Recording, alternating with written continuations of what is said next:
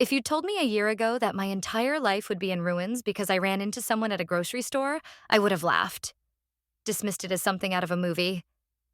But that's exactly what happened.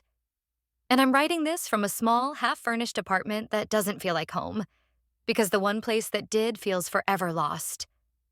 I'm a 32-year-old woman. My husband, ex-husband now, I guess. Mark was the kind of man most women dream about but think they'll never find. Solid, grounded, good. He wasn't flashy. He wasn't dramatic. He wasn't any of the bad boy types I had gravitated to in my younger years. He was reliable in the best way. The kind of man who set alarms to remind himself of my appointments. The kind who kept a drawer of my favorite snacks in his office, just in case I dropped by.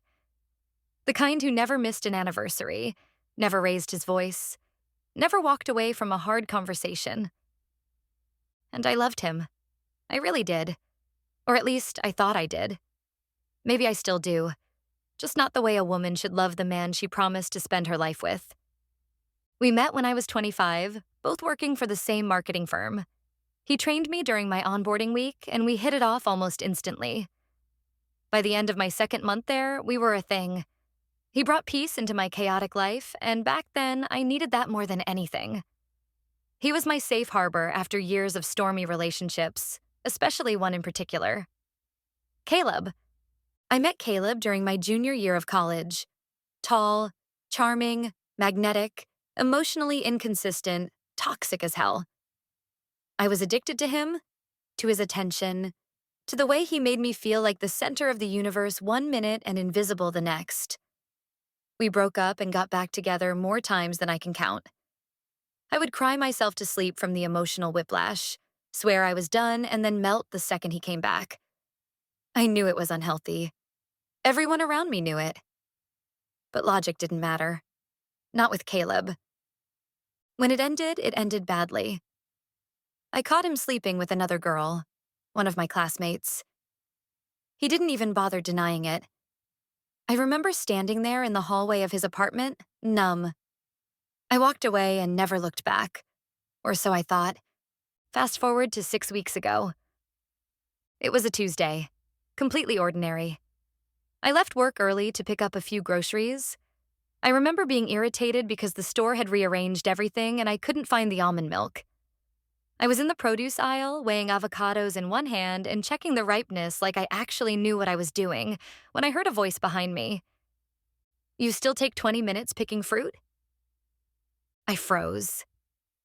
That voice, playful, confident, familiar in a way that made something low in my stomach twist, was unmistakable. I turned around slowly, and there he was. Caleb. He looked older, obviously. A little broader. Beard now. Dressed in a tight black tee and jeans. Still that same smirk, the one that used to make my heart race and my judgment disappear. His hair was a bit shorter, his jawline more pronounced, but it was him. Undeniably. I felt this strange rush of warmth and anxiety flood my body all at once. "Caleb?" I said, almost dumbly. "In the flesh," he replied. "Wow. You look amazing." I thanked him. He asked what I was doing in that part of town, and I explained we had moved nearby a couple of years back. I mentioned I was married. He nodded, glanced at my ring, then met my eyes again with that same playful spark. "Lucky guy," he said, and I should have taken that as my cue to leave. Instead, I laughed. We kept talking. He said he lived a few blocks away, worked in real estate now, owned a couple of rental properties. "Doing all right?" he said with a wink. I told him I worked remotely now, still in marketing. We stood there like that for maybe 10 minutes, catching up, reminiscing. When he asked if I was on Instagram, I hesitated. I told him I didn't really use it anymore. He raised an eyebrow. "Old-fashioned, huh? Well, give me your number then, for coffee, just to catch up properly." I don't know what part of me decided to say yes. I can't even claim I was caught off guard. It was like something deep inside me, something buried but never fully gone, woke up. I gave him my number.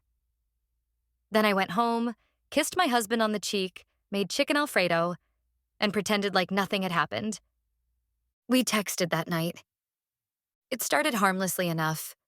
Old memories, inside jokes, laughing at our younger, dumber selves. But Caleb had this way of pushing boundaries so smoothly you didn't even notice you were crossing them. I bet you still do that cute little lip bite thing when you're nervous, one message said. Or, I remember the way you used to curl into me after we fought. God, we were a mess. But it was kind of beautiful, wasn't it? I should have stopped. I knew I was playing with fire. But there was something intoxicating about it. Like slipping on an old leather jacket that doesn't fit right anymore but still makes you feel sexy.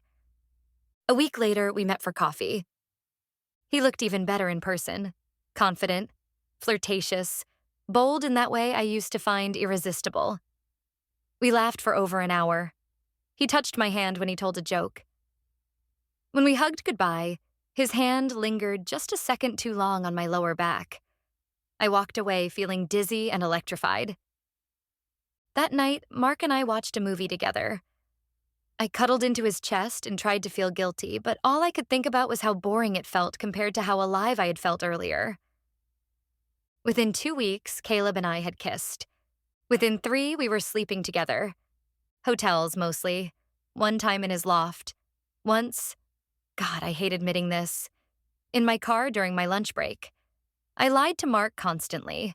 Said I was running errands or meeting friends or stuck late on a Zoom call. I justified it in 1,000 ways. Caleb made me feel seen, desired, excited. Mark was sweet, but predictable, safe.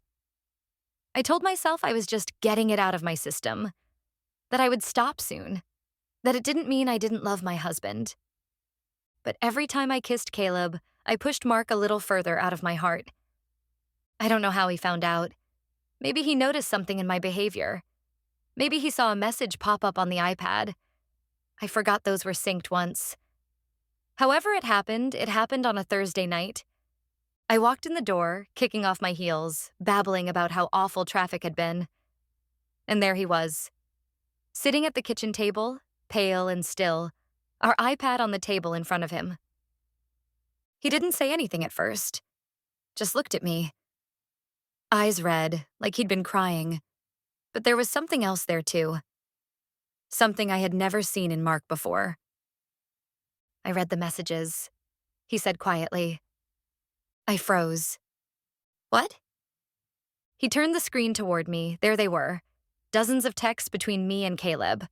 Flirty, sexual, graphic, time-stamped.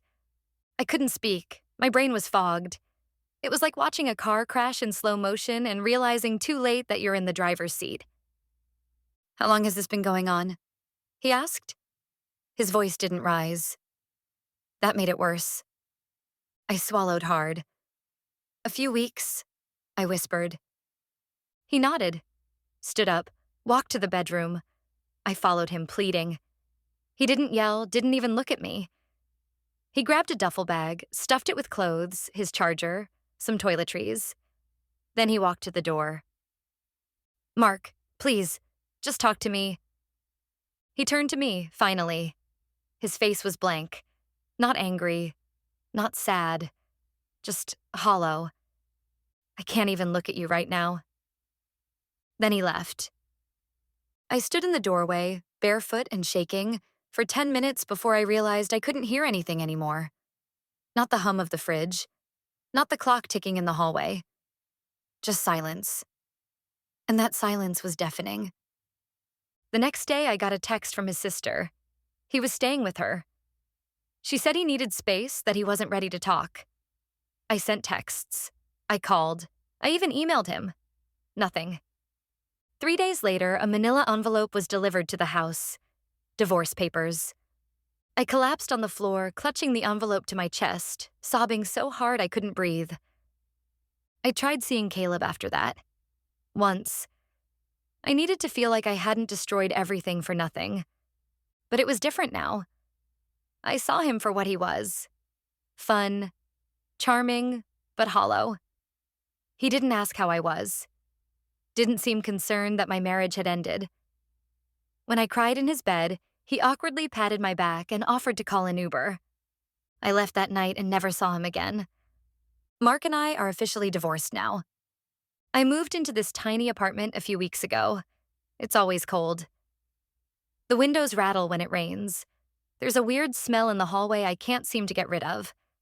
I brought with me the few things Mark didn't want.